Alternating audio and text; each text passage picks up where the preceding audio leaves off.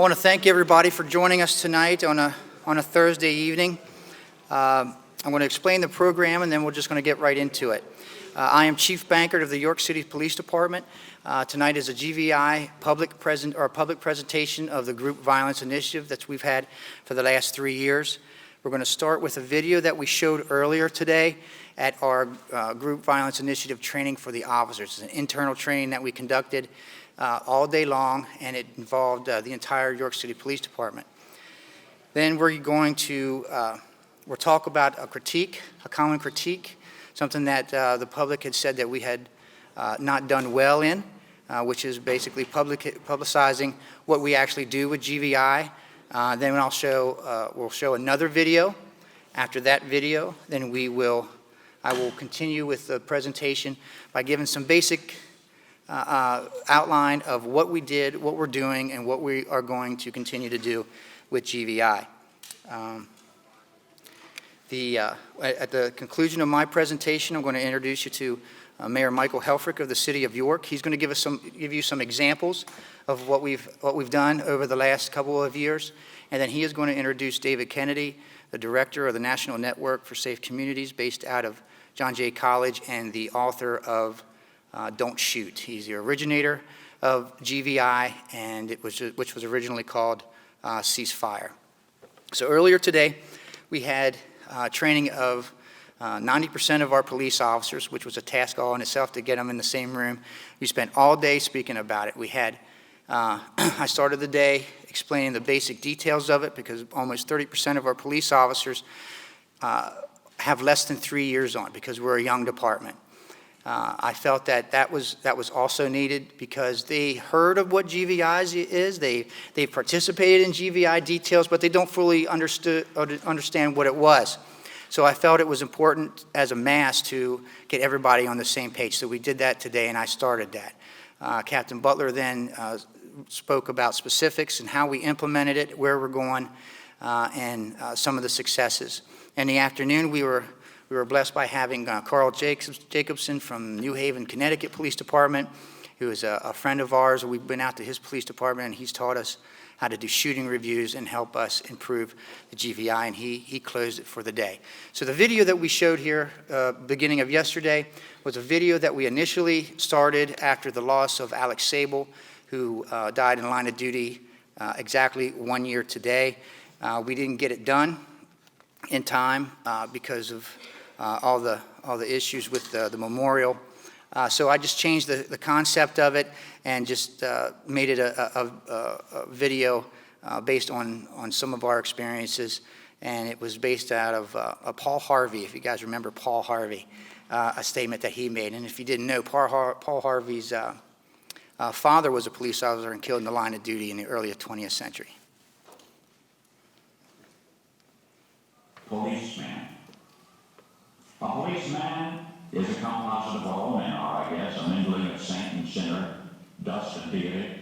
What that really means is that they are exceptional, they are unusual, they are not commonplace. Buried under the froth is the fact, and the fact is that less than 0.5% of policemen misfit that uniform, and that is a better average than you find among clergymen.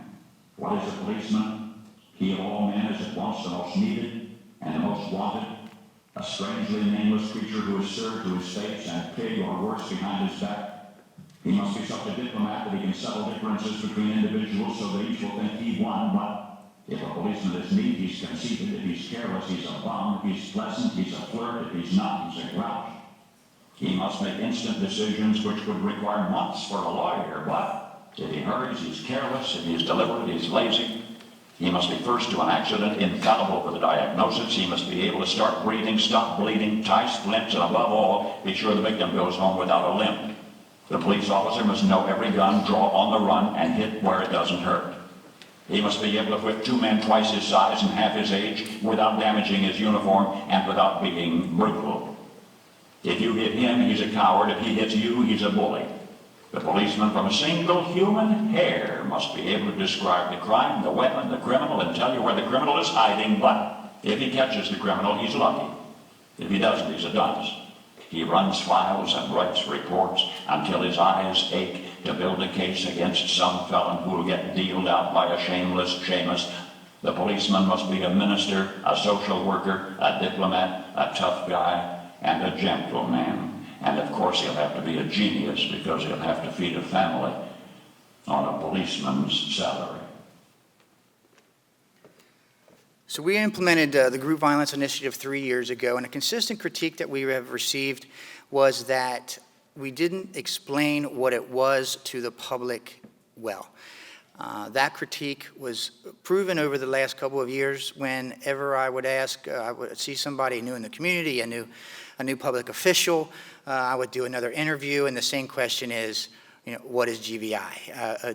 Dozens of interviews, dozens of speaking events about the Group Violence Initiative, and I was getting the exact same question. So I asked one of our partners, the Department of Justice, and specifically the U.S. Attorney's Office out of the Middle District of Pennsylvania, if they would create a video for me that gave us gave everybody a basic outline of what it was, and to personalize it to the York City Police Department. So tonight we're going to premiere that video, and that is going to be the start-off point to my presentation.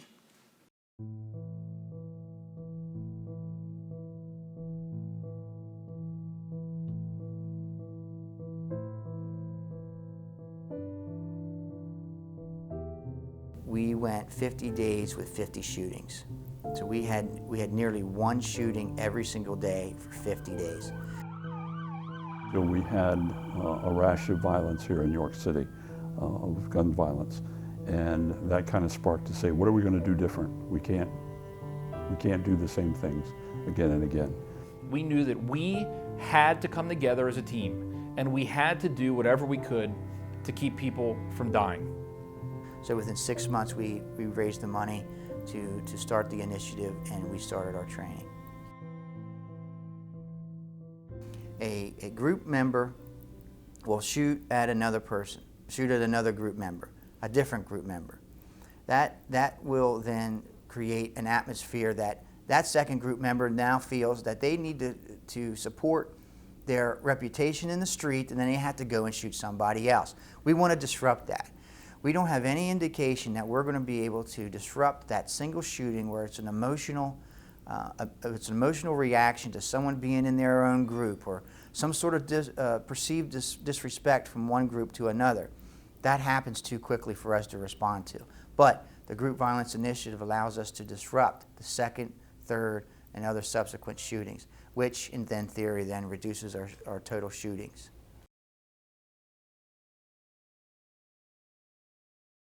So the Group Violence Initiative deals with adults who are shot by somebody who is involved within a group. So we had a shootout, and then one person died, and one of the shooters we believed was living at that address. And it definitely was a GMI group member involved shooting, so we had several details set out. Started blanketing the neighborhood with the information that this guy in this house shot this guy on this date, and we think he's still coming back here. So what it ended up doing was putting so much pressure on the family that the grandmother had him turn himself in as long as we stopped knocking on her door. So that pressure alone, it wasn't aggressive policing, it was very precision-based, and we were able to get the public to help us out with the capture of the homicide suspect.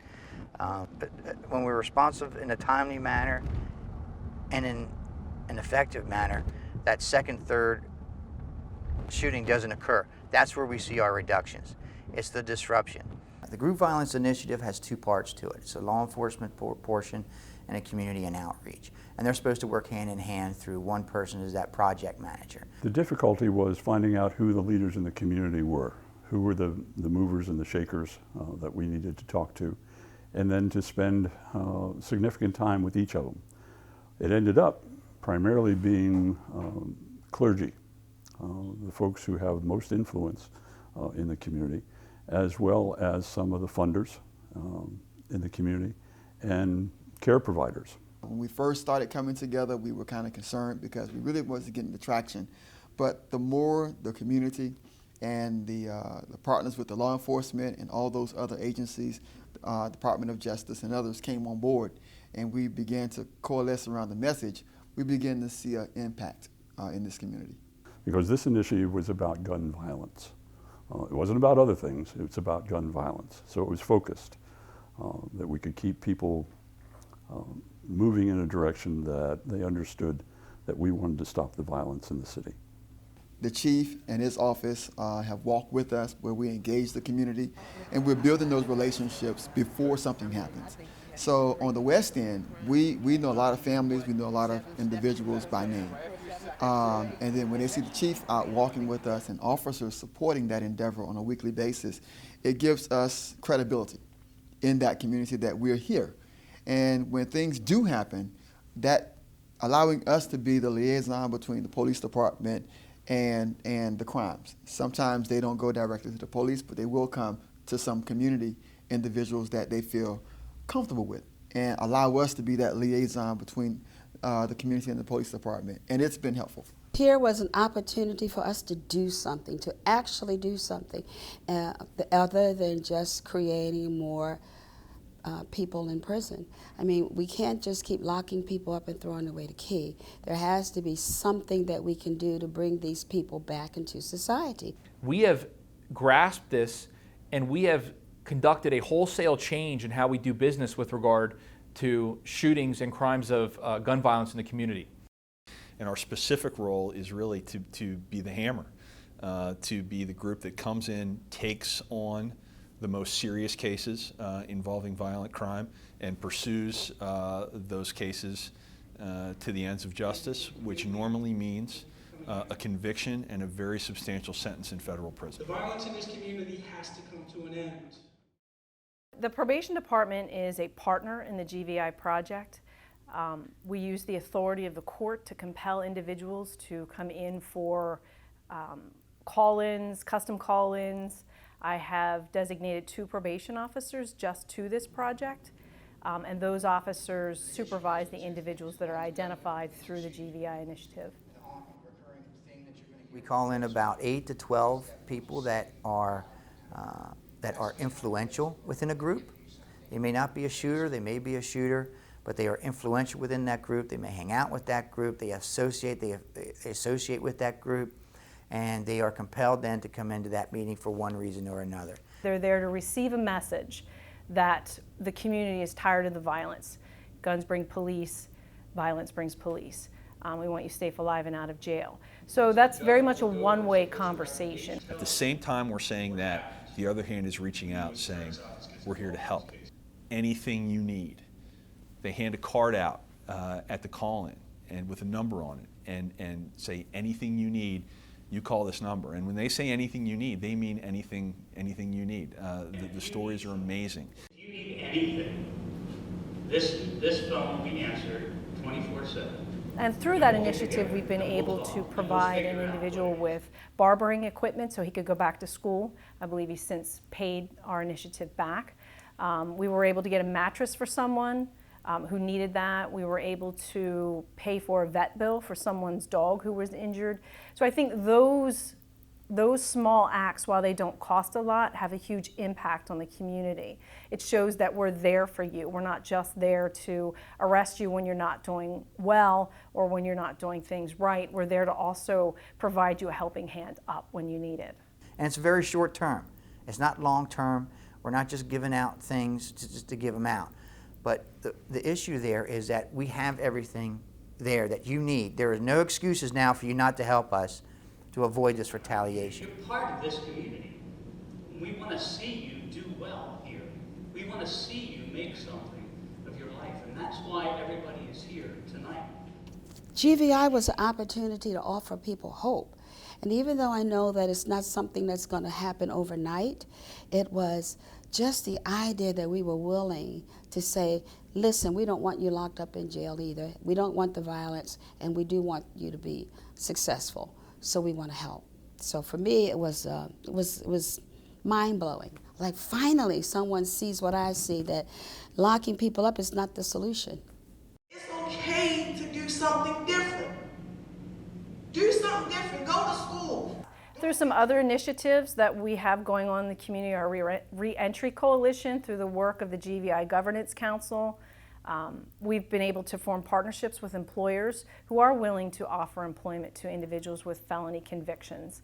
And that's so incredibly vital because that conviction does hold people up from getting jobs, and not just like a job at McDonald's, but a job that really can be life-sustaining for someone, that could be a career, that could be more than just minimum wage. Through the collaborative efforts of everyone involved with GVI, so many other initiatives have begun.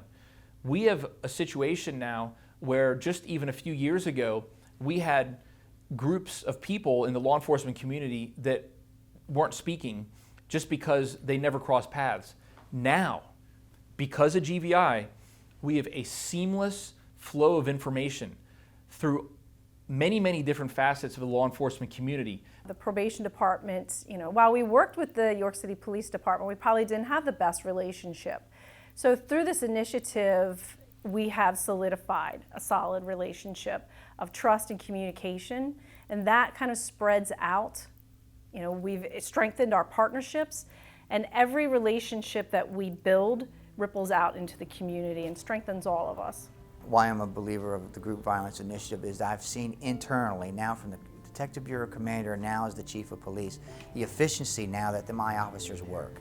So I see more work getting done in the same amount of time. And now, because we've incorporated those Group Violence Initiative ideals into the police department to where they are now more effective.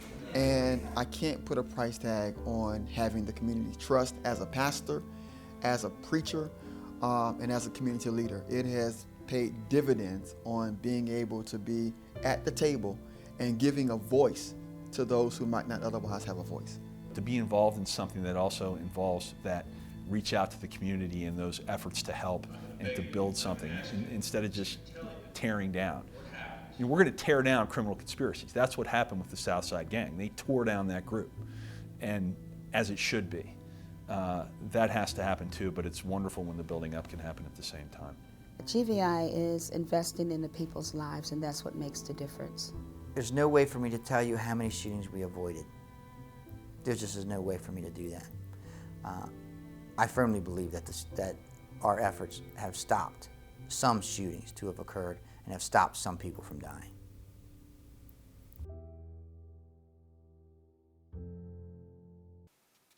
So the vision, we're going to start right from the beginning. The vision of the York City Police Department and the Group Violence Initiative is that through an umbrella of proven law enforcement strategies and equal support of community outreach efforts that we can reduce gun violence.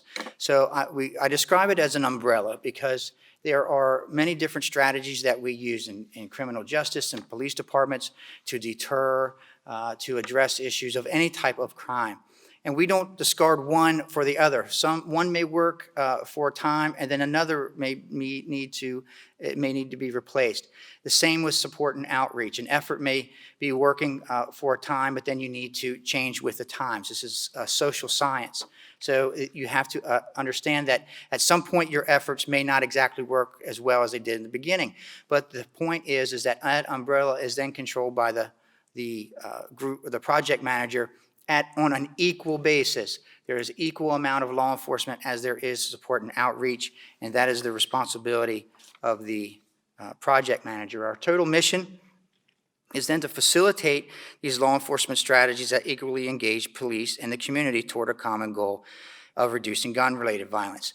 And I've been saying for the last year and a half that if we want any type of reduction of crime, you have to support the police. We are not able to stop all crime all the time, and we need your support. But I'm not just saying that the support is that, okay, I support you. I need you to actually do something and help.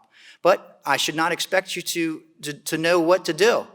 So our role there is to facilitate that to the community. And that's what GVI does. That's what the national network gave us as a format, in order to have a format for the community to actually help us reduce the gun violence and for us all to work in the same direction. So our goals are fairly obvious. It's the reduction of gun violence, but we evaluate it in two different ways, a qualitative and a quantitative way. Quantitative way is the numbers. And as I said in the video, there's no way for me to explain to you or predict to you how many shootings we had actually predicted. There are some ways, and I'm going to show you in a minute how we try to show our impact through numbers and statistics, but that is only one way that we evaluate the success of GVI.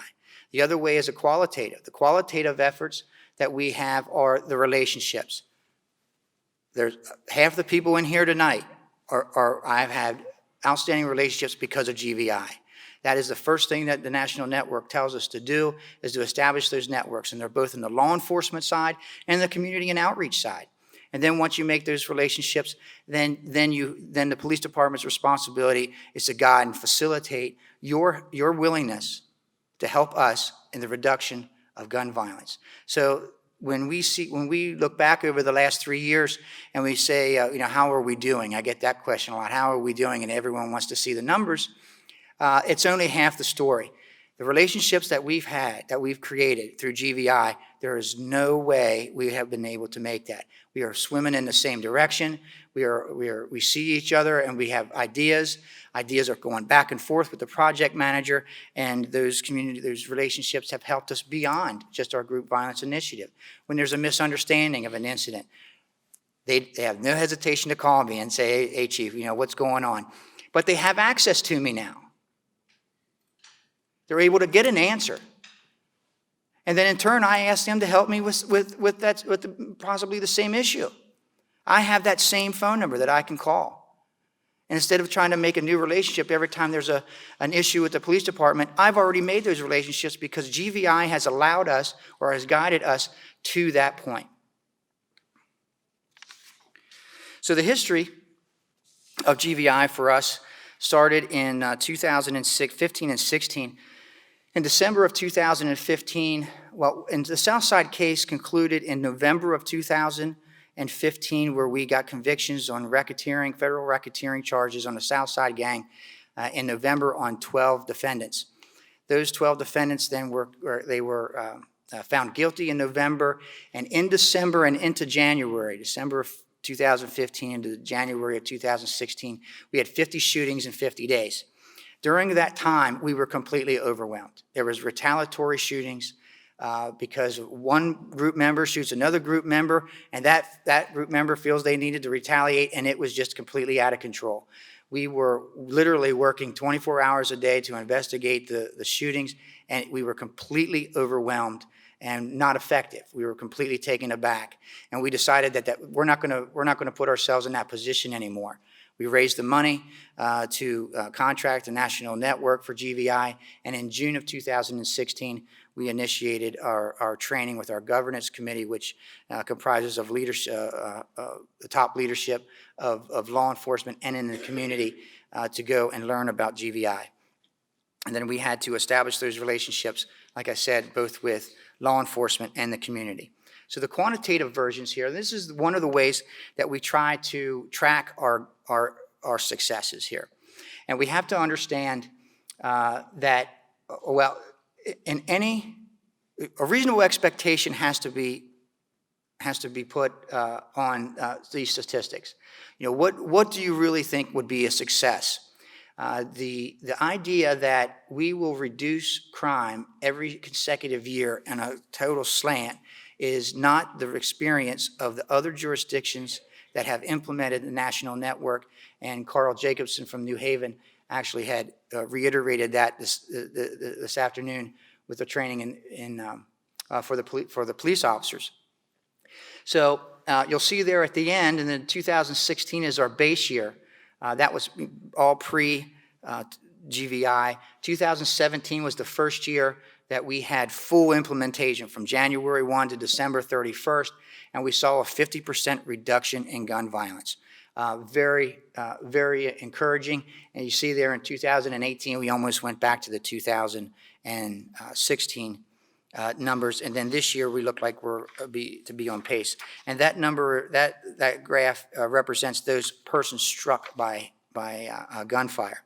The other one is the group member involved shooting incidents. So just because there's a shooting does not mean it is GVI. It has to have either the victim or the suspect or some sort of component of a member of a specific group that we're aware of, and then we count those.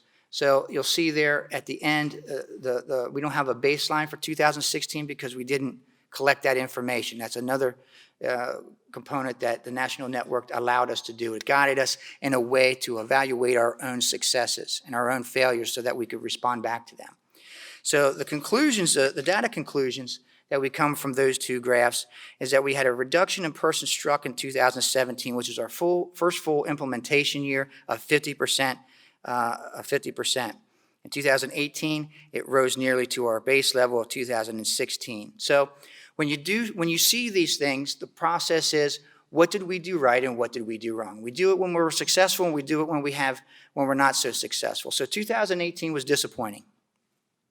So we said, okay, what happened in 2018? 2018 was disappointing because we were very enthusiastic about 2017, right? 50% reduction. Several things happened in 2018 that we had a very large amount of transitions within the police department. I became the chief, new captain, 5 of my lieutenants were promoted, 8 sergeants were promoted, and we hired 15 police officers. So we had a total of about 30% of the police department in absolutely brand new positions, and the GVI efforts, although we put them out, were not as effective or efficient as they were in 2017, and it showed. So the issue with that is, I say that my point is that when we know that we are responding appropriately towards our own tenets and format of GVI, gun violence is reduction. When we know we are not doing it effectively, it rises. So I'm going to reiterate what Lieutenant Jacobson has said earlier today, is that it works. We show that it works. It's just a matter of being consistent enough to provide those services of GVI. So it's another way we look at that through that second chart is the group member involved. The group member involved in 2017, 50% of all the shootings in 2017 were group member involved. However, even though we had an increase in 2018, our group member involved shooting was only 33%. And we're seeing that same number so far this year, so we're very optimistic with that. So law enforcement theories. This is how we respond. And it's not a cookie-cutter response to any specific group or any specific shooting. They are general responses. But specific details. So the first one is the chronic offender, and the chronic offender then says that those people that are committing the majority of crimes. If you have 10 shootings, it's likely that maybe only 2 or maybe 3 people are actually committing those shootings. You're trying to target or trying to concentrate on those individuals that are shooting multiple times. They're shooting multiple times because it's retaliatory. It's retaliatory, and it's part of the groups. That's why we concentrate on the groups. And like we said in the beginning, if you're at a point to where you're a chronic offender, you have completely opted out of the value of human life. You have completely said, I do not have any value of human life, and you will just disregard any type of help from us. And I'll explain that in a minute with support and outreach. And therefore, that's when we start doing only law enforcement. But you have to get to that point.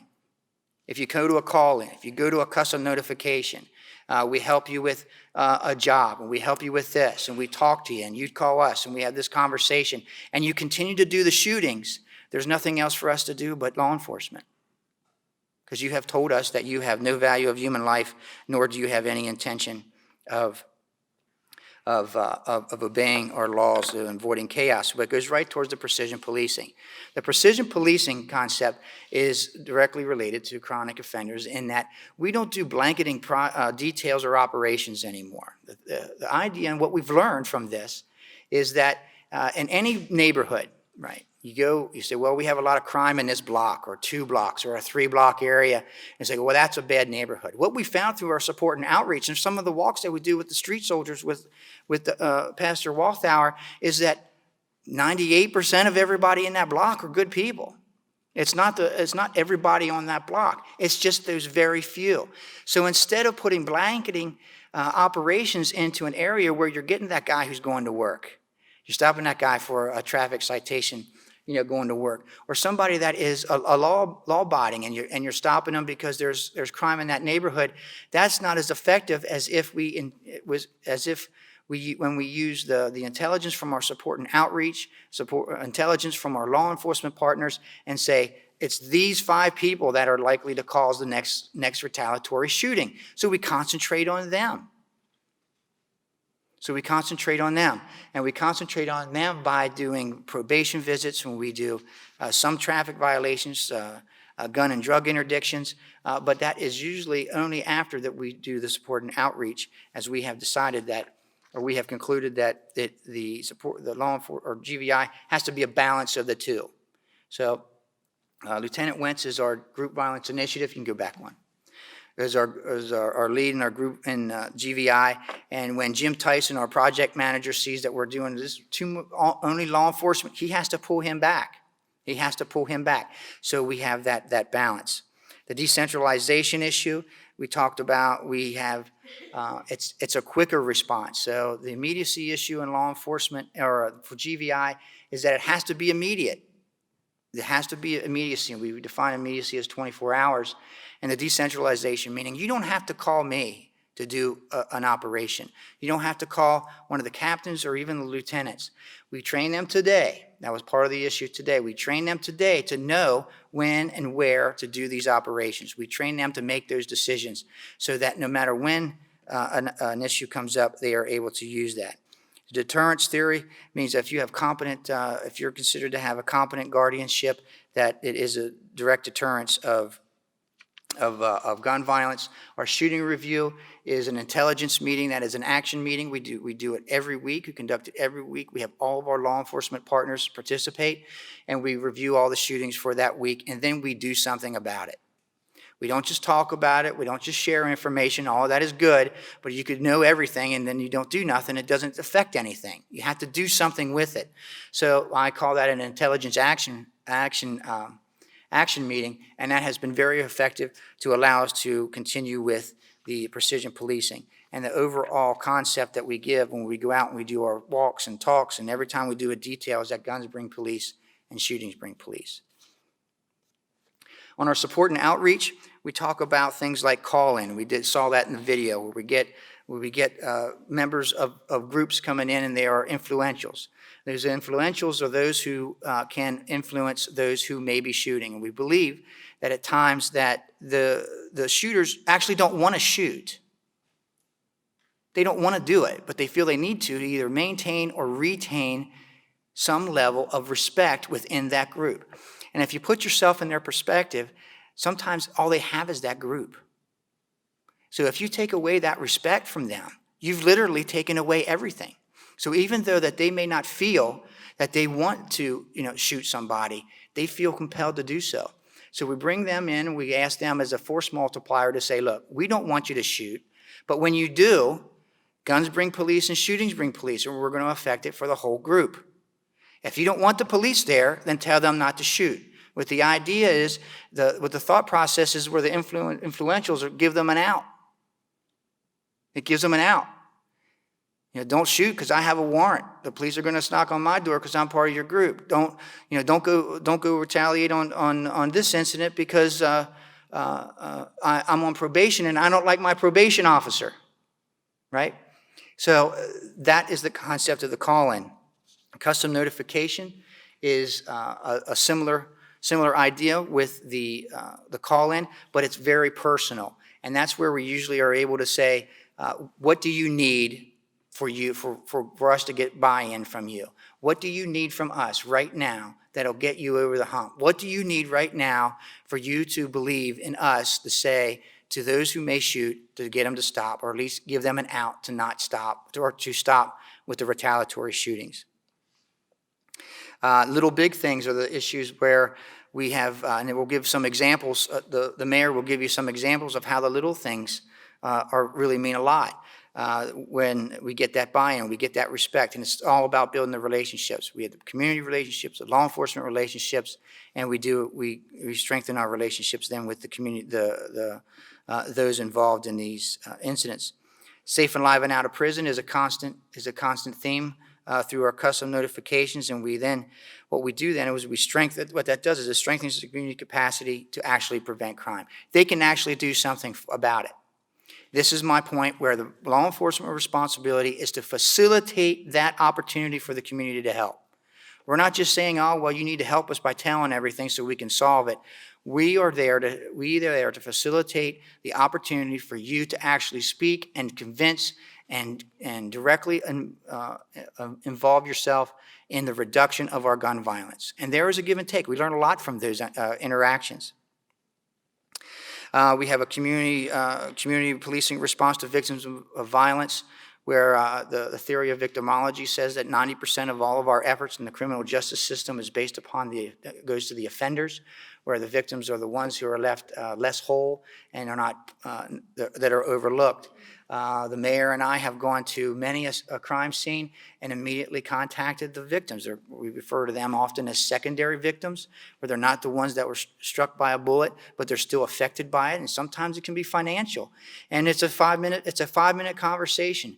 We're here for you. Tell us what we can help you with. We give you a phone number for 24/7. That phone is answered by Jim Tyson, the project manager, or someone from his support and outreach team. And then we let them decide whether they want us to let them help them.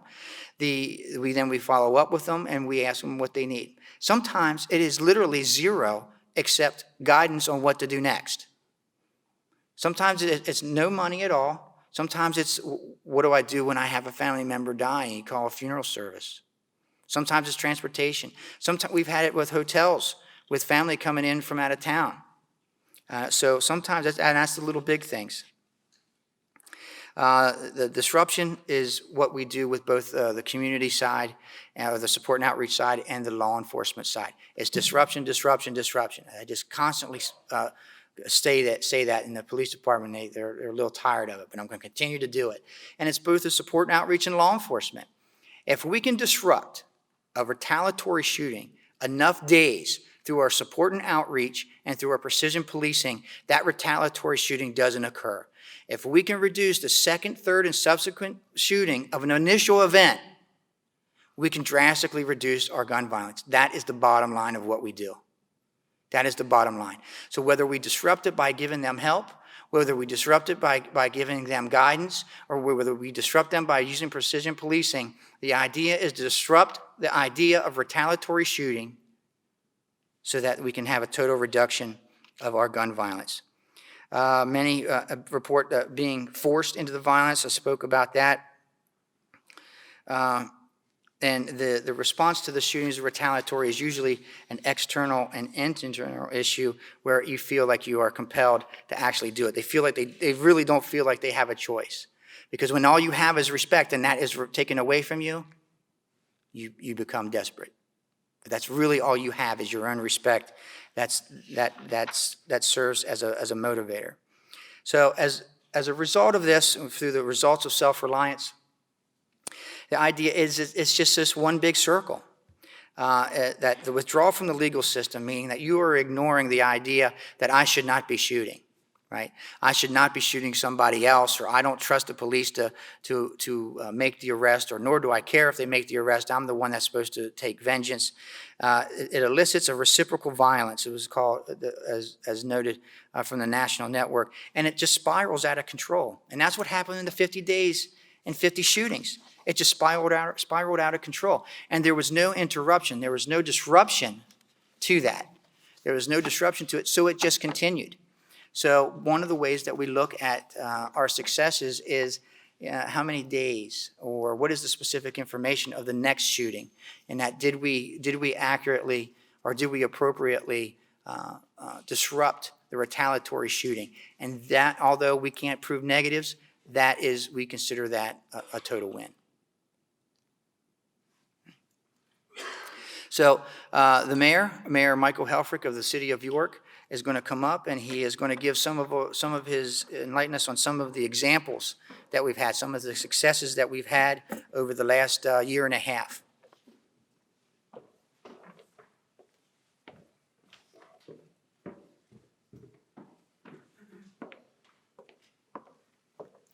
Thank you, Chief.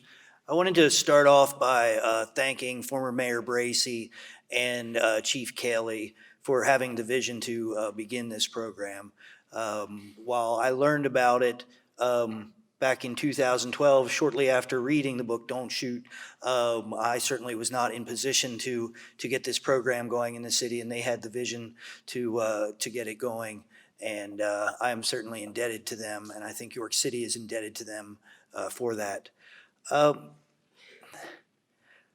I cannot overstate the change that I have seen between community members, people that before really felt completely abandoned by the city, by the government, seeing the police as the enemy. I was not, I can only speak from the last year and a half, but Chief Bankert confirms that we have seen so much more information come in. We have seen so many more people actually come to us and say, here's my family member. My family member was involved in this. And I'll give just one example. I got a call from a grandmother who we had spoken with, and she helped us. She was afraid of one of two things, of either somebody on the street shooting her grandson or a mistake happening with the police department, where the police department, we see this stuff across the country. Luckily, we've been very good here in York, but you see the examples on TV, and people think about that. And this grandmother, because of building of trust, actually helped us apprehend her son her grandson in a very safe way. We had another person who was a career criminal. And it's interesting because when you actually talk to folks, you can, first of all, you get a little reflective and you look at why you've made your own decisions over time. But you also then can see why they made their own decisions over time. When in second grade, they were basically ignored and education was never a priority. They weren't sent to school. So at 7 years old, they're spending their time on the streets. Well, heck yeah, they ended up in the criminal justice system for the rest of their lives. And when I first met this particular gentleman, he was extremely, extremely angry. His nephew had just been killed. He seemed to hate everything having to do with the city. And I ended up taking the family out to lunch. And not long after that, a few months after that, his son was involved in an incident. And this guy, who months before had never wanted anything to do with the police, he actually brought his son directly to the police station and said, this is what you have to do. You've got to go and do your time and face the justice system. That was a complete turnaround for that person. And he took a lot of flack for it. He took flack in his community. Can you imagine that? To turn your own son in? But he did it because of relationships that we built, and he knew that it was the better way. Some of the amazing things on here, you heard April, Bill at Barclay talk about the one gentleman who got barber tools. So we do all these things. When I first came in, we were just working with I call them folks that are at risk of violence. These are the people whose names always seem to show up. That doesn't mean they were the ones pulling the trigger or anything. It's just they always seem to be either a witness, on the scene, something. They're just always in the wrong space. And those are the folks that we target probably the most to try and get them going onto the right path. Once, if you've committed a murder and we've got you for murder, guess what? We've got you for murder. You got to go. But if you're somebody, and when you come back out, then hopefully we're working together to build up the reentry side too. But those folks that just seem to always be around the wrong place, they're the ones that we talk to, and this was kind of the origin of the program here in York, that we talk to them, they bring them to the call-in, and they say, what do you need? Can we send you to school? We actually have money right now to send people to trade school. We have money, as April had said, to buy the gentleman barber tools, because he had learned the skills of barbering. He wanted to go straight. Last I heard, he was then, was he a manager up at ES3? So he went on to build his life back up in a legal way. But the thing that I am most proud of so far, and maybe even most proud of as mayor, is what we have done with the community police response for the victims of violence. These are the folks that for years, and I say this because they've expressed it to me, they thought they were forgotten, completely forgotten. The police show up, they give all their time, that's good to be down on the crime scene, and then they're off chasing the criminals. But again, I try not to put anybody down, I'm only repeating what I'm told, but in the past, we were not reaching out to the victims, particularly the way that it's being done now. It is absolutely amazing. I'm going to start with last week, and then I'm going to work back through some examples. But last week we had a young man killed, and Chief Bankert and I were on the scene. And, when you're in that space, I think maybe only the pastors in the room might, or people that have been close to death somehow, know what this is like to be there with people during their most traumatic experience in their life. Their kid is laying there dead. Their brother, sister, boyfriend, and you can't really get to the parents very much because they're completely hysterical at the time usually. But just on the scene, I had an aunt come up to me from the victim, and I was able to give her one of the handy cards that I always keep in my pocket because I never know what's going to happen. I've always got these cards right here, and it's really simple. It just says Community Police Response to the Victims of Violence and resource number on the other side. That's it. And I say, let me know what you need. I can't promise you anything, but let me know what you need so I can figure out what we can do. And she said right away, we're going to need some help with the funeral. He had no life insurance. That's what she said to me. And so I rapidly, I think she had already been in touch with Jim before I even reached out on my own, because she had posted the thing to do is a GoFundMe page. You get all these GoFundMe pages every time another young man dies around here. But Jim Tyson, Pastor Tyson, our GVI manager, had already been able to get $1,000 to the family, was able to hook them up with a funeral home that was going to be reasonable because they were getting quotes of $20,000 for a funeral. And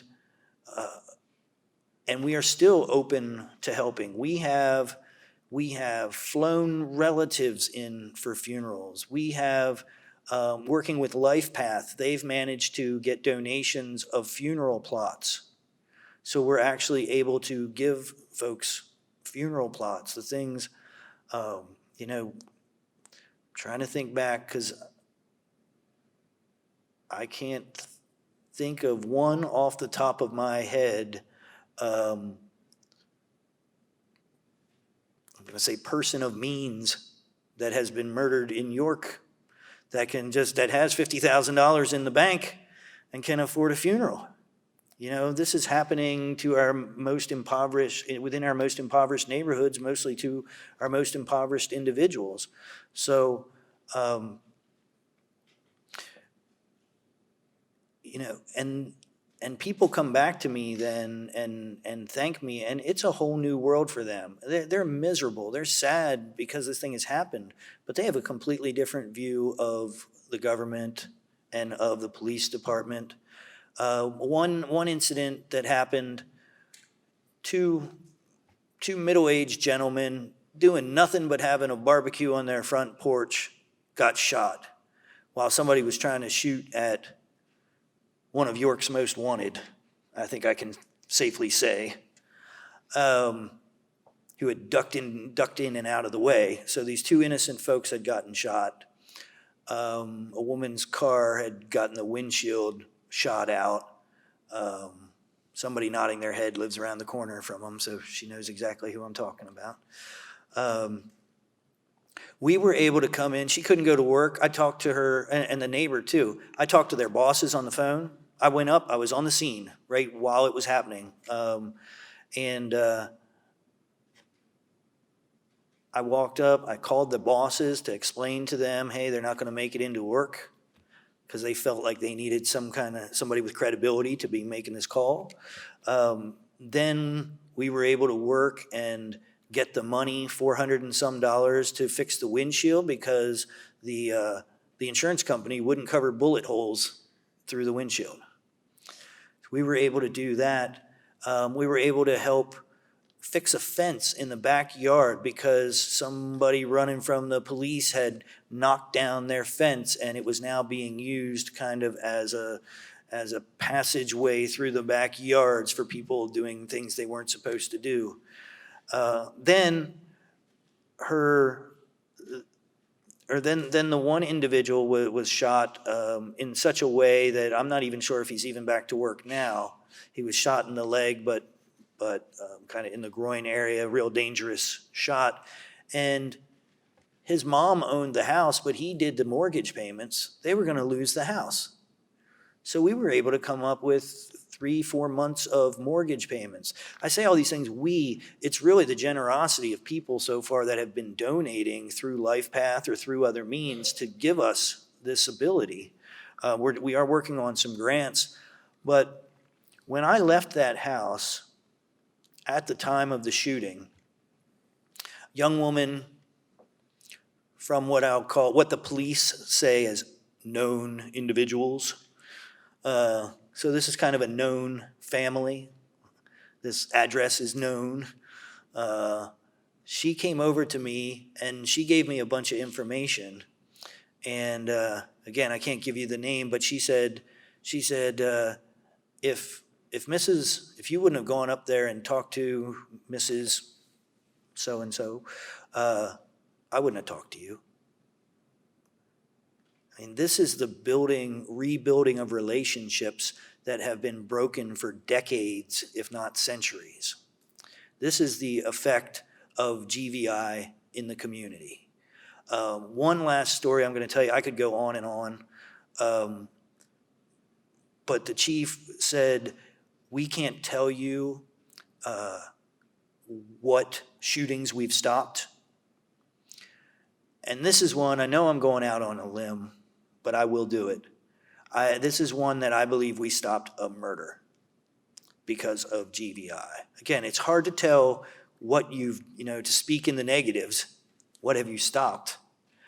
But after the last call-in, one of the young individuals saw that his basketball coach had been there. He called his basketball coach and he said, "Coach, I'm on the run right now. I left my mom's house. 2 of my friends have been shot in the past year, and now they're coming for me. I've got one of 2 choices. The one choice I know how to do. I can go get my gun or a gun, and he left his mom's house to protect his mom and his family. So he said, I'm not going to stay around here, but I can go and find the people that are coming for me. I know how to do that, and I can do it, but I don't want to do it. He said, I need to get out of town. So then that basketball coach called me. I called Pastor Tyson, and within hours, at least within 24 hours, I believe it was, we were able to get money for the bus tickets. We were able to get gift cards to Walmart, gift cards to Giant, so the individual had food and anything he needed to on his way out of town. And something was going to go down. We either stopped him from committing another murder or somebody from murdering him or wounding him if the aim wasn't good enough. But I really, we stopped a shooting. I like to think, and that's a weird way to say it, but I like to think we stopped a murder that night and with that action. And so I just can't say how grateful I am for David Kennedy and your work. And I'll say one more thing before I bring you up here, and that is my friend John Naylor, who lives out on the east side, when he read the book Don't Shoot,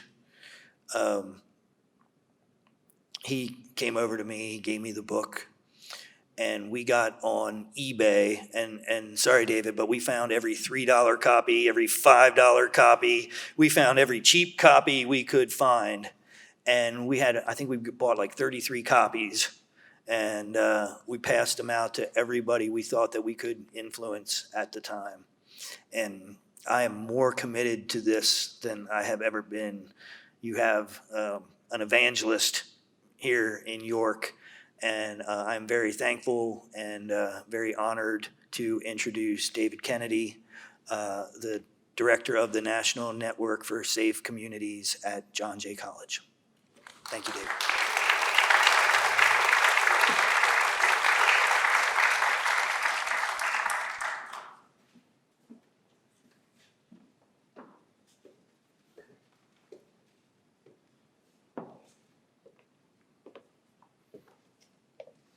Good evening. Who came here thinking it was Art Garfunkel?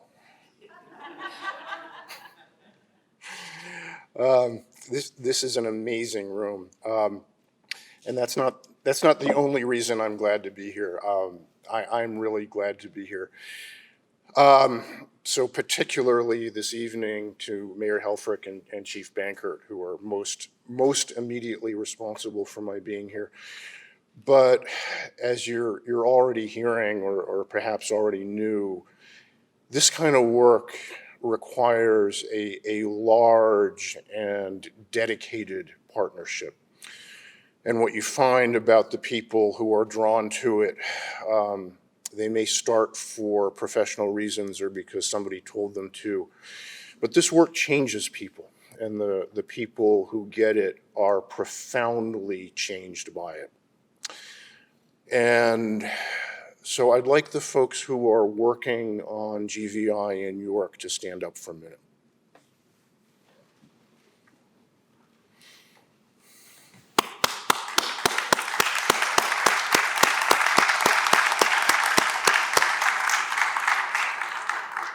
And I don't know if my colleague Jefferson stood up.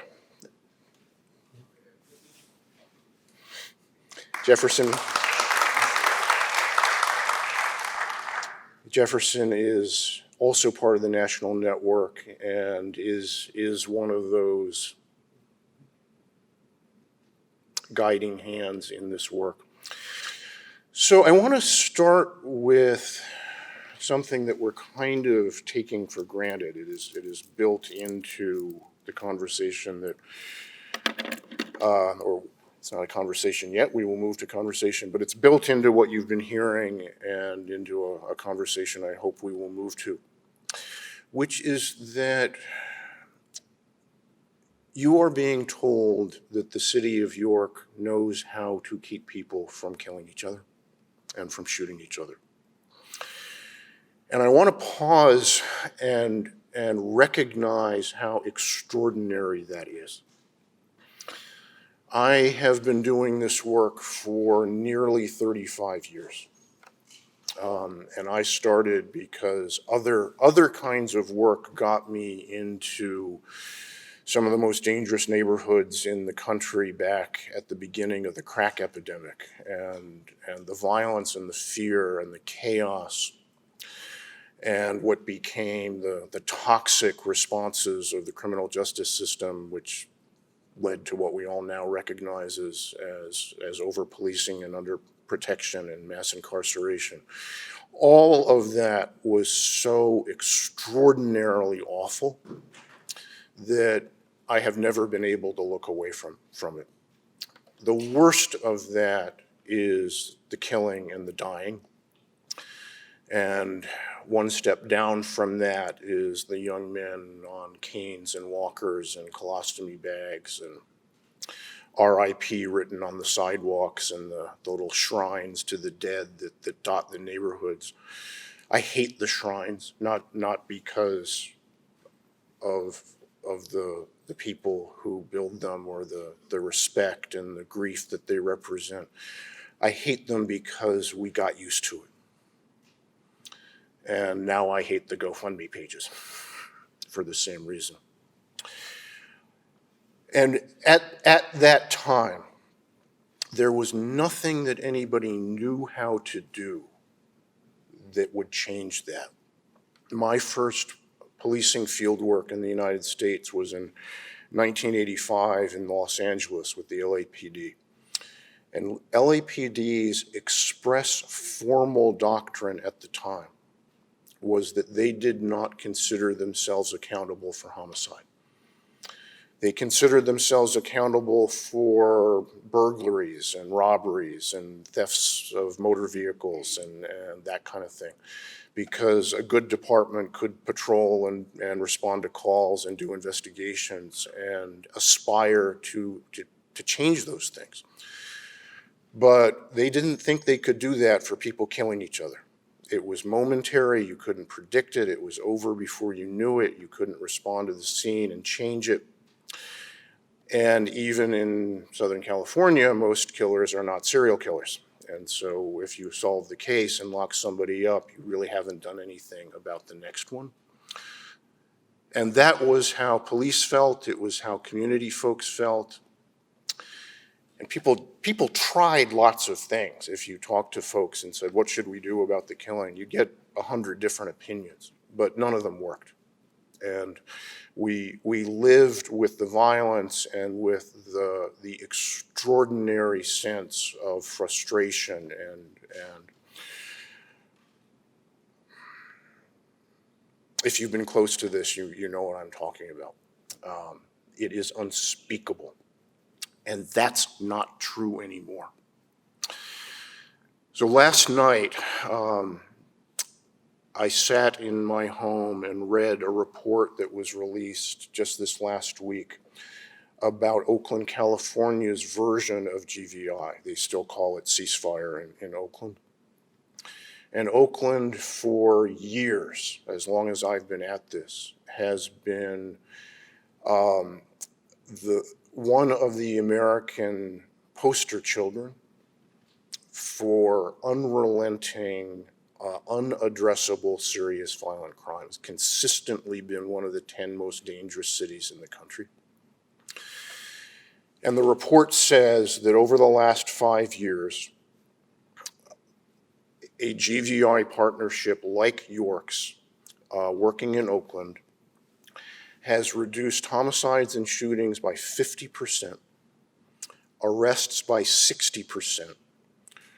Police use of force are dramatically down, complaints against the police are dramatically down, and the homicide clearance rate, and again, if you know about this, you clear homicides because people tell you who did it. That's how you clear homicides. You may prove it with forensics and all that stuff, but you clear it because the community tells you what happened. So it is a marker of community trust. It is a marker of the legitimacy of the police.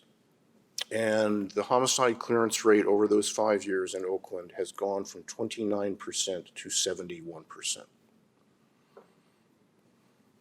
We know how to do this. And it's not perfect. There is nothing that cures this problem.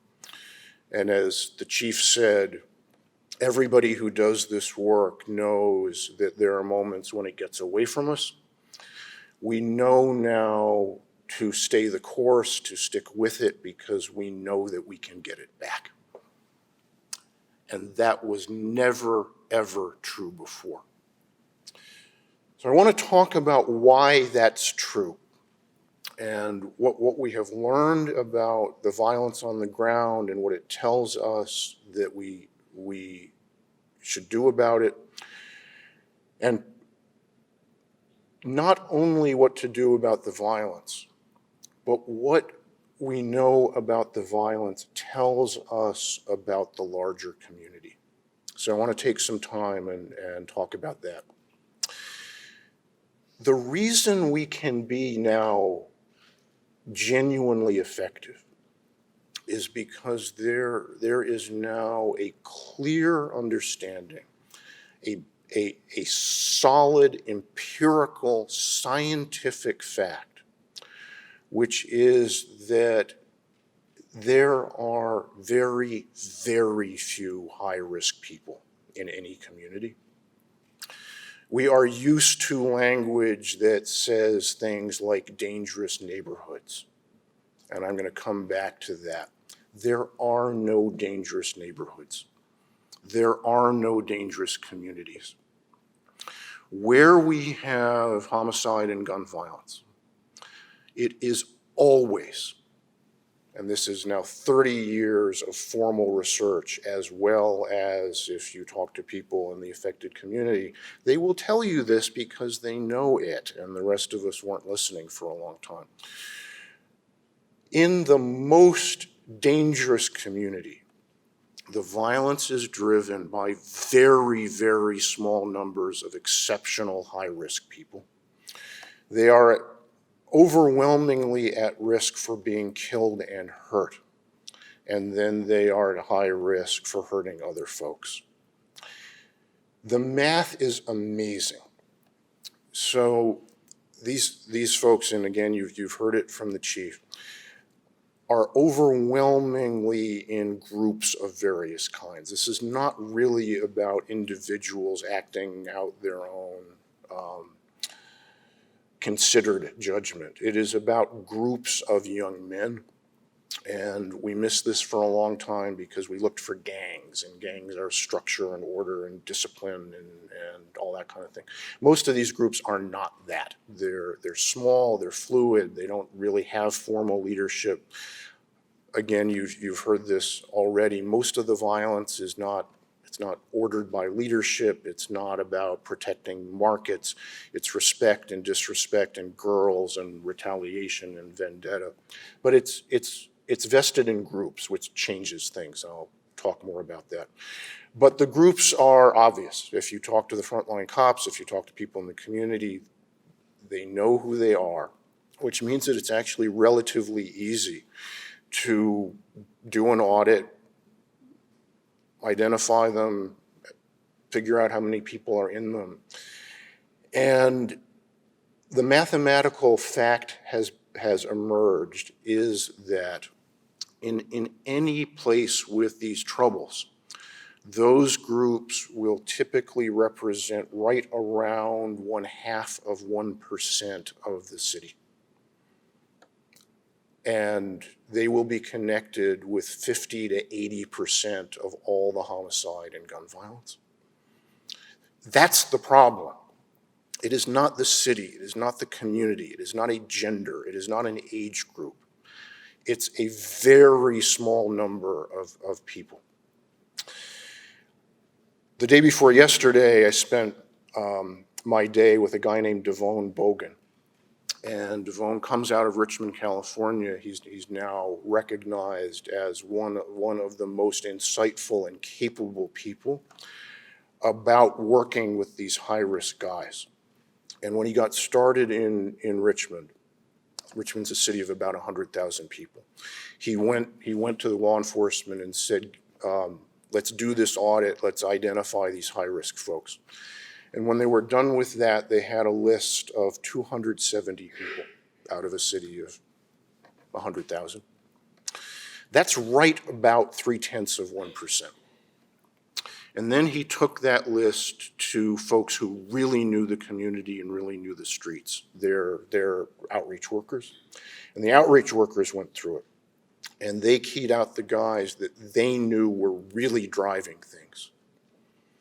28 people. And those 28 people, as Devon went on with his work in Richmond, turned out to be associated with 70% of the gun crime in Richmond, California. That's 0.03% of the city of Richmond. We're working, Jefferson and my team and I were working in Malmö, Sweden. And those of you who've been reading can't say reading the newspapers anymore, I guess, but who've been paying attention to the world, know that Sweden has been making international headlines because of spikes of violence in Malmö and other major Swedish cities. And we did exactly the same thing. We got with people who knew what was going on. It turns out, as always, it is group involved. The people close to the action know the groups and the people. And in Malmö, Sweden, which is a city of over 400,000 people, the groups driving the violence that is tearing the city apart and making international headlines represent 0.6% of the population of Malmö, Sweden. This is how it works. And because that fact is a fact, because the violence is driven by and suffered by identifiable, very small numbers of people, it means that we can do a kind of work that nobody ever imagined being able to do. And I want to talk about what that work can look like. But everything that has turned out to transform crime prevention around serious violence, transform violence prevention, vectors off this reality on the ground. That means that we should stop thinking about the affected communities in the way that we think about them. And I want to step to one side for a minute. I will come back to how one does serious violence prevention.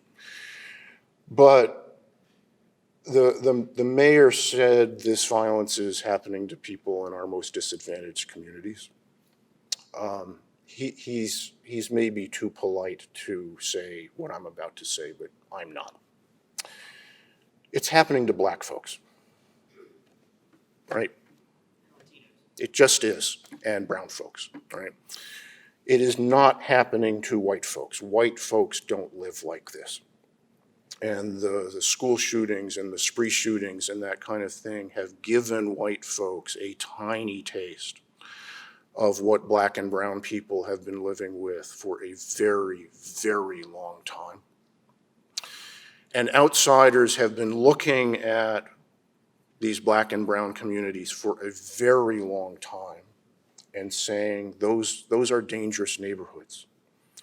And then you get the sort of next round, which is complete loss of moral value, absent fathers. Liberals like to say we've got to get to the boys before they're 8 because after that it's too late, we've lost them.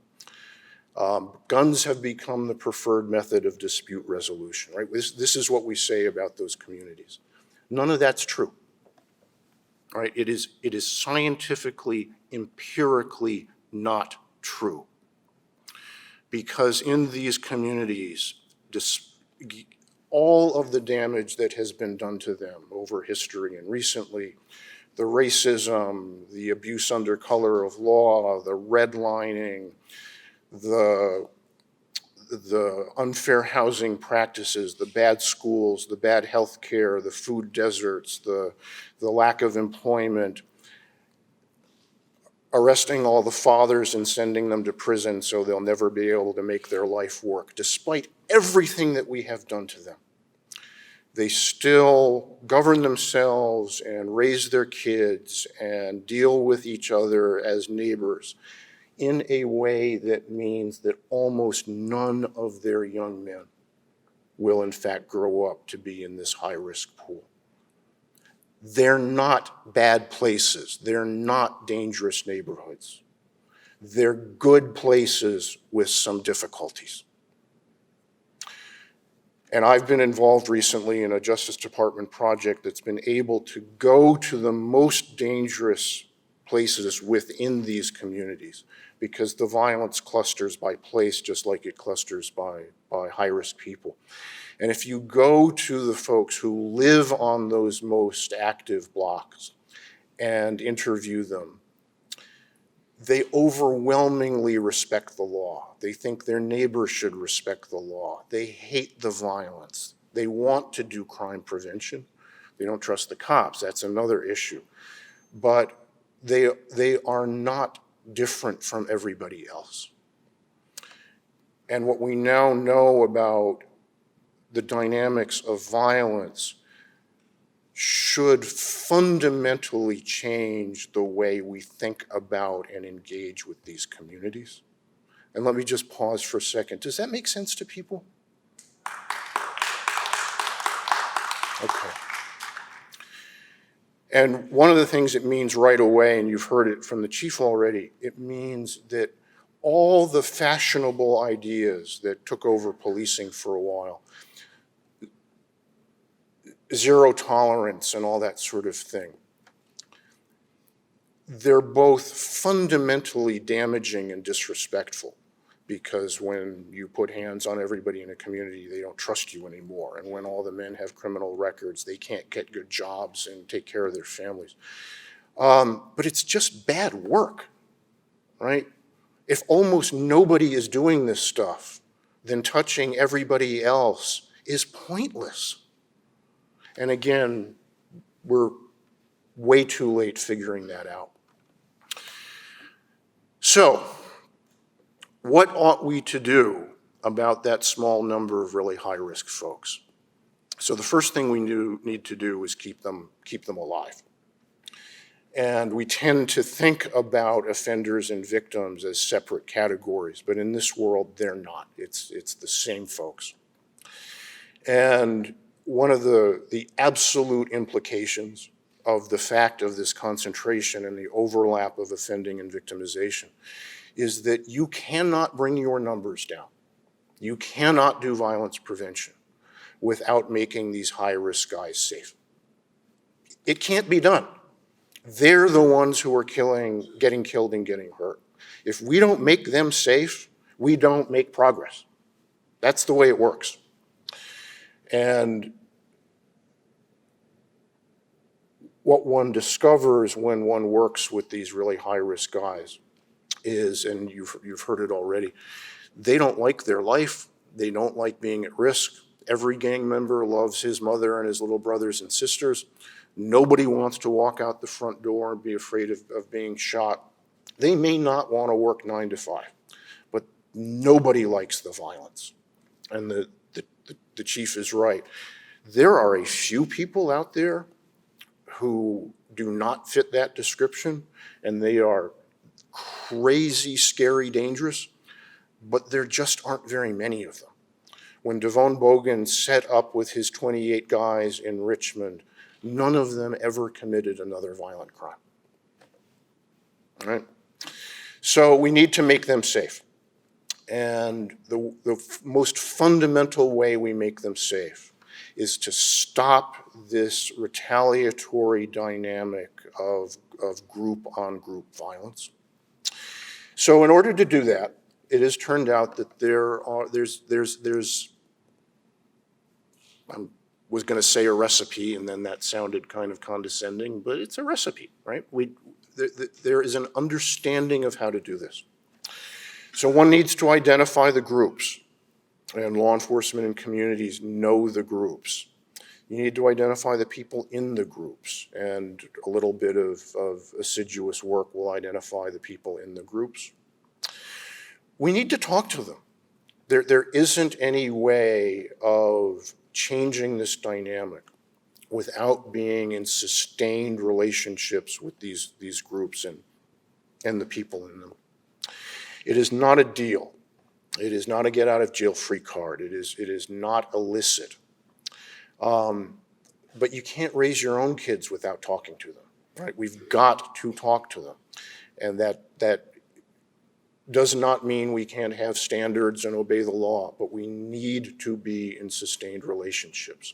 And that is the call-ins and the custom notifications and the CPRVV visits and the things that you've been hearing about. And then within that sustained engagement, there turn out to be three things that we can organize and focus and make part of the fabric of the way we address this issue. And these are no different in York than they were in Boston over 20 years ago, or that they are in Oakland now. Everybody who's doing this does this basic stuff. And it's organized differently in different places. It looks different. This is not a program. It's a way of doing the work. But the work has these fundamentals. And the first of the operational fundamentals is what we call the moral voice of the community. It's not law enforcement. It's not social services. That's the way we all think of how to do this, right? We lock somebody up, we get them a job, right? We're good at thinking that way. We are not good at thinking about what scholars call informal social control. So formal social control is the gun and the badge and the courts, and we get that. Informal social control is what happens in the lives of individuals and families and communities that are about individual and family and community standards and expectations. And everybody, when we think about violence, thinks about the power of the gun and the badge. So I have a little thing I like to do. Audience participation moment. Raise your hand if when you were growing up you were afraid of the cops. Thanks.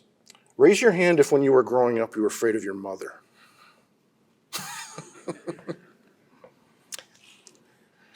Yeah. Exactly, yep. And this is how the world really works. When I said these are not dangerous communities, they have real problems and real issues, that's right. And we think about crime prevention, we think about how we're gonna respond to those issues, and that's when the professionals come in. What we need to realize is what I stepped aside and what I've become so passionate about. Even in the most dangerous places, there aren't very many dangerous people and there's not actually that much violent crime. Most of the work of crime prevention is not done by the government.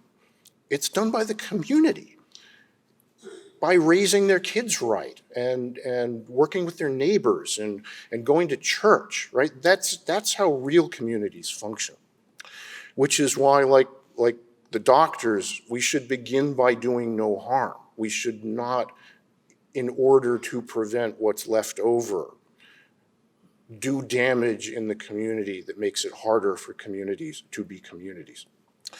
But in any community, when you look at the small population of really high-risk people, there are people they respect.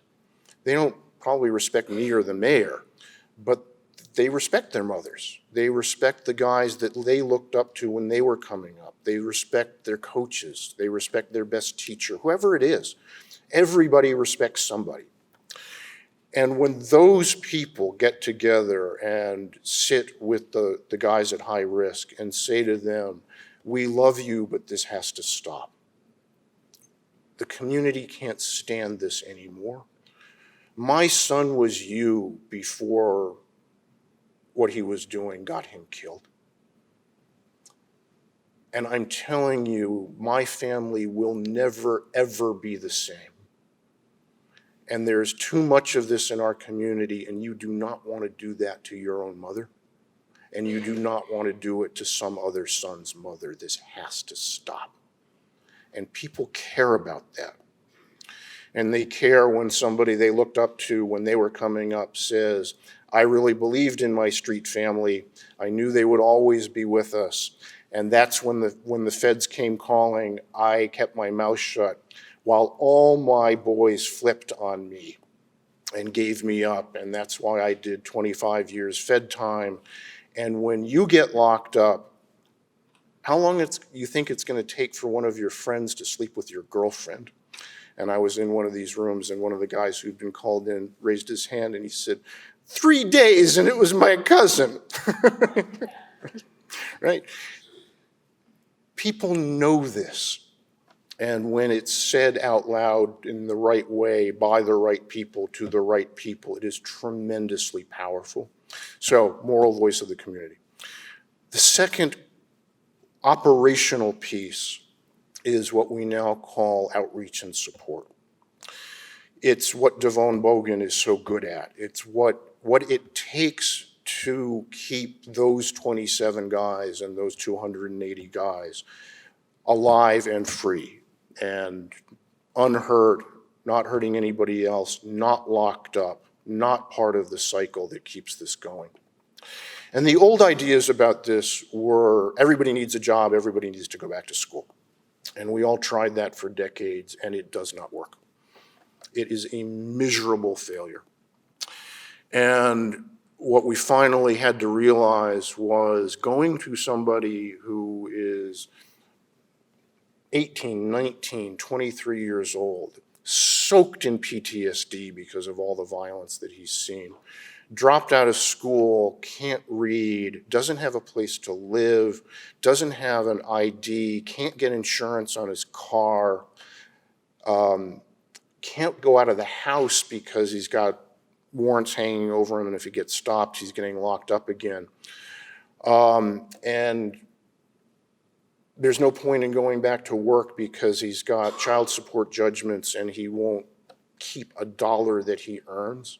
Saying to that person, we'll do a needs assessment and get you into a jobs training program, it's insulting.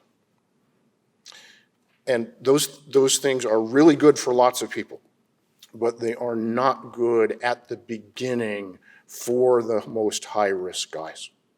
So they need what you've already heard about and what the mayor's identified, what we call the big small stuff. They need to be safe. If somebody's trying to kill them, we need to get them out of the line of fire. Let's do something about their warrants. If they're going to go to the corner because their little brother's hungry and they need money, let's put food on the table. Let's stabilize their lives in situations. And it may not be about becoming middle class. This is about keeping people alive, keeping them from hurting anybody else, and keeping them from being locked up. And for a lot of these folks, as limited as that is, getting there consistently is a huge success.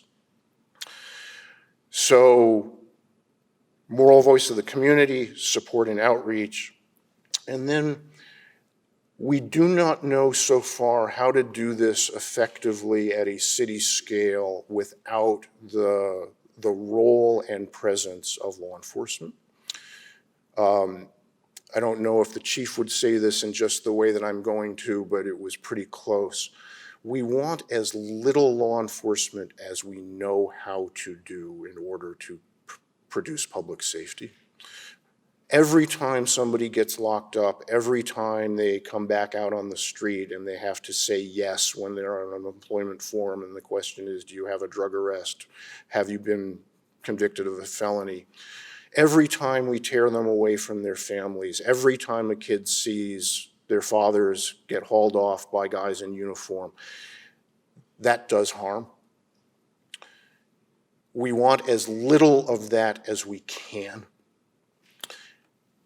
So we need to do it right, and as you've heard from the chief, we want it to be surgical and precise.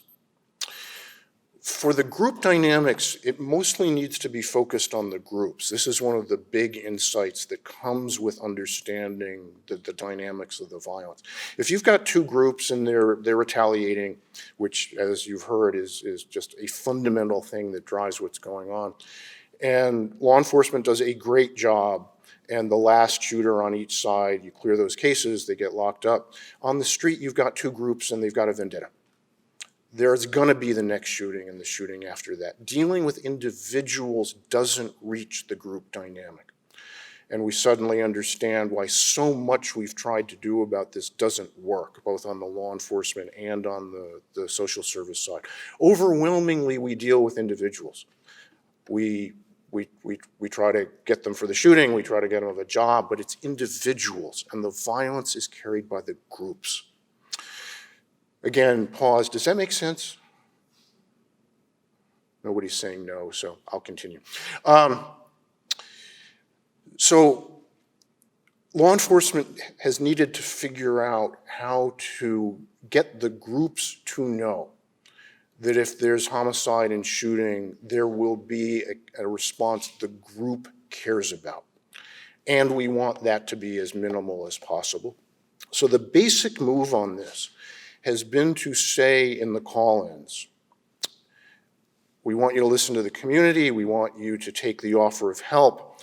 Understand that when you leave here, we are going to be paying special, consistent attention to the most violent group in the city. Whatever group is the most violent, they're going to understand that there is a cost associated with that. And when you all leave here, the first group that kills somebody is going to get that kind of attention. So you and the guys you run with do not want to be in the most violent group in York, and you don't want to be in the next group in York that kills somebody. And there's a little bit of sort of penny ante strategy in here. If they believe that, then you've shut everything down. And it doesn't work like that. It's never that perfect. But it works. It's a way of deterring what would otherwise go on. And then when you have to do it, you don't need huge sanctions. We heard from the U.S. attorney up here, and there will be usually that kind of federal attention to any city with a big violence problem. But if you're wandering around thinking about doing something like this, the likelihood that you will end up getting federal attention and getting a federal sentence is vanishingly small and unfortunately really unpredictable. You won't know what's coming. What mostly works is much lower level stuff that you can do really quickly.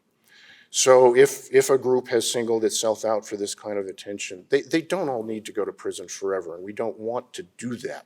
You want something, and the something can be they've got outstanding warrants, you go serve them. They're on probation. You don't even have to send them back to jail or prison. We've got probation officers who say, your group shot somebody, you are on probation. Therefore, rather than coming to my office once a month, you are going to come to my office 3 days a week for 2 hours, and you will sit in a chair. You have to do that, you're under court supervision. You are messing with their lives, they hate it. In Philadelphia, the teams learned that a lot of what they called gang members were stealing their electricity and their cable TV. And if their group shot somebody, you call the utilities, they go out, they look at the poles, they unhook the pirated connections, and suddenly you're sitting in the dark reading comic books by candlelight. It's not about enormous sanctions. It's about doing something rapidly, predictably, consistently, and having it across the group rather than on individuals. And this doesn't have to be perfect either. It just has to be better than what we're doing now. And it turns out that when you do that, and you do better than we're doing now, you can get what York got the first year they did this, 50% reductions in shootings. You can get what Oakland's got. You can get what Detroit's got. We're working in Detroit. Detroit last year had its safest year in decades, I think maybe since they started keeping homicide records. Jefferson and his team are in a small town up the Hudson from New York called Newburgh, which is not a city that anybody thinks about when they think about the most dangerous places in America. It's only about 30,000 people. Pound for pound, it is consistently one of the 10 most dangerous places in the country. And the first year that they started this, they had a 70% reduction in what they call bullet-to-body shootings, people being hurt by gunfire. The next year, it went down another 70%. I began this by saying we know how to do this. And I heard the chief out front just before we were coming in being asked questions about the increase that the city had last calendar year. And what he said, paraphrasing, was we veered off the tracks, we understand what happened, we know what we need to do, we got things back on track, and things are looking really good right now. So for the first time in history, we know how to make this stuff better. And we know that it's not perfect and that there will be moments that it gets away from us. And we know then how to figure out what's gone wrong and bring things back. We are no longer in the days that I grew up with when something wrong happened. Everybody was floating ideas about what we were going to do about this. We're in a panic. Summer's coming. What are we going to do about this? We don't have to do this anymore. We know how to do this work. And in my office, we have a saying, which is, we like to work with people who like to work. And we've been delighted to be involved in York because York has decided it's going to do this and do it right. And we're honored to be part of that.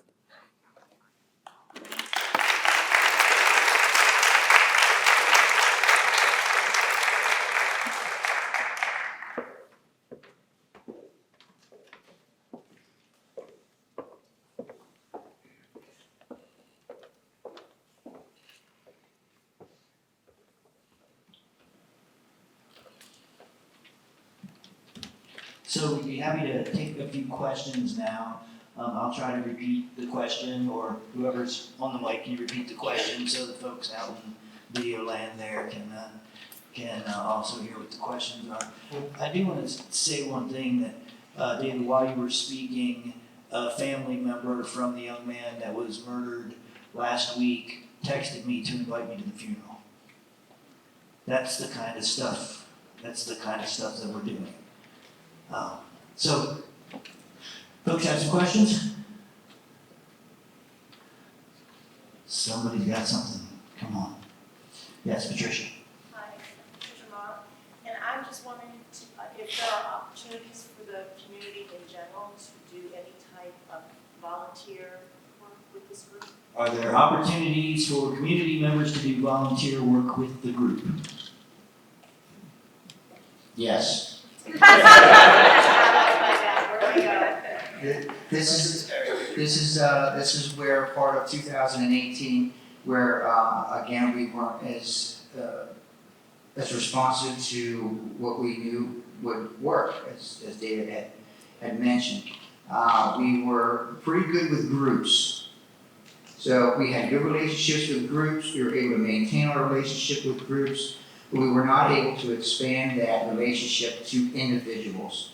And what we found out, what I have found out in 2018, was that you can, the more we talked about GVI, the more we talked about us having solutions and a pathway to it, the more I would get individuals coming up and say, hey Troy, how can I help? What can I do? And I didn't have anything for them, individual to do. But now we do. So we were concentrating on the groups, and I wasn't expecting that influx of individuals.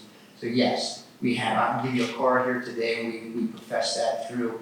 We profess that in these settings, and then our project manager Jim Tyson will get in contact with you. I had one just the other day. Again, one of our persons that we had, Fred Walker, sitting here, just called me the other day and said he was part of the Chicago Baptist Church, which was one of the groups that are very close to us. He says, I want to do more. I don't know how to do more. We have that method now to do that, and that's through Jim Tice. Okay, thank you very much. Thank you. Also the call-in. Sorry? You can come to the call-in as well. So yes, members of the public are invited to the call-ins. We do go through Pastor Jim, though, to come to the call-in. So, Pastor, is it appropriate for me to share, because there are a lot of folks that are going to see this, is it appropriate for me to share the same GVI number, or what's the best way to get in touch with you? I would use mine. Use the email, okay, and that's jtyson@yorkcity.org? Yep, this phone number on that card there. Okay, great. So this is Pastor Jim Tyson, and his email is jtyson@yorkcity.org, and his cell number is 717-841-5515, and he's the project manager for GVI. Anyone else? Yeah, I got a question. I mean, Yes, hold sir. up. First of all, sorry, I had to go to work, so I got it. But I respect New York City Police and what y'all are doing here. And I heard you say something about precision policing. And I've been in New York for about 15 years, and I've had both sides of the track. But what I know is that when certain areas in New York City are not bad, they know where they are. They know where they are. So therefore, what they do is they flood the areas, right? And they somewhat profile, I want to say. You understand? So if you go to an area and you're policing an area, I'm from Baltimore City originally. So if you go to an area and you're policing an area, and you stop every individual that comes through that area, that creates a friction between the police and the individuals. So if you know the individuals that are in that area, and you go after those, and you just stay in the area. So the question, I can't share it all, can't say exactly what you said, but we are, the police chief has mentioned precision policing. Right. And your question is, and I'm going to kind of change a little bit, you feel that there is still blanket policing going on in neighborhoods as opposed to precision policing? Exactly. Okay. And then So what he was the saying- chief did say that we were working towards precision policing and going after the individuals, but we have someone with experience that was saying that he doesn't feel we're there yet. Can you give us something? There's two issues, two concepts that you're referring to as zero tolerance or total enforcement. It's kind of the same concepts, where a police department will say, this neighborhood is off the hook. The crime's crazy, we have to do something, and that's where you get the stop and frisk type of ideas. Maybe that's something more that's familiar, that was on the news. The York City Police Department has abandoned zero tolerance, and we have abandoned all ideas of total enforcement, because it does not work, and it affects those who are not committing the crimes. We know, that David said it, and we have experienced it, that it's a very small portion of those communities. When I go out, and my officers go out, and go to the communities that, if you look at a map, has all the crime in it, right? You look at a map, but that doesn't tell you, it just tells you the numbers. It tells you the numbers, but the vast majority of those people in that neighborhood, in that block, are not committing crime.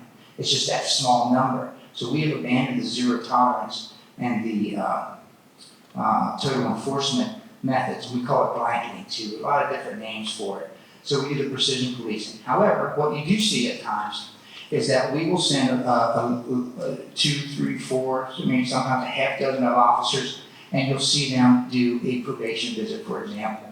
What I've asked them to do a probation visit is the precision policing. They are going after those people that we have identified in groups that are most susceptible to either being a victim or being a shooter. And I said, when you're going to go to a home, and you're going to go down the block to another home of a person that we know, on your way there, I want you to engage the people that are outside, and I want you to tell them why you're there. So we engage everybody that we see, but we aren't enforcing in everything that we do. So probation, you have in one block, we'll do a probation visit, and along the block, someone's outside, and we'll say, hi, do you know why we're out here today? And we tell you exactly what we're there for. Part of the issue in the culture of policing over the years is that we didn't share the information. We wanted to keep everything to ourselves. Some things we do have to keep to ourselves because if we can't prove it, we don't put people's names out. It's not responsible. But many times, you want to know what's exactly what we're doing. So I'm asking those probation officers and those officers in that probation, for example, as they go by, they say hi and say, do you know why we're here? And we'll tell you why we're here. Because we're at that house. That house is part of a group. We had a shooting. We believe that if we, and we disagree with people we're saying here, we offered help to that person. We think that possibly that there may be a retaliatory shooting, and we're trying to stop that retaliatory shooting. Guns bring police, shootings bring police. We want you safe, alive, and out of prison. We do the same thing when we do what we call walk-in talks. So we'll have an officer or two, and we'll have them talk to anybody who's willing to talk to us. So in that sense, we call them touches. We talk to everybody, but we have abandoned zero tolerance and total enforcement theories of law enforcement in our responses. Okay. So Jefferson and I are from New York City, and New York is responsible for driving national and international practice in this area, and it taught the world that the way you address serious violent crime is by the kind of high activity, stop and frisk, flooding the zone kind of tactics that you were talking about and that are so awfully destructive. And once those things got established, part of the issue blocking reform was people's terror that if you stop doing that, the streets are going to be running red with blood. And that's what the administration in New York told people. This stuff took hold all over the country. And once it was established, it worked in New York, we're going to do it here. And this was solved politically in New York 6 years ago now. The last but one mayoral election turned on this issue that the gentleman raised. Because not only were the affected communities not having it anymore, the better off communities finally kind of cottoned on to what was going on. There was a political revolt against this practice. And Bill de Blasio was elected. He changed the administration at the PD.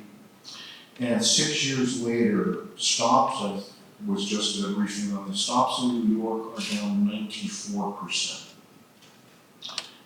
And last year was the safest year in New York City since the city started keeping records.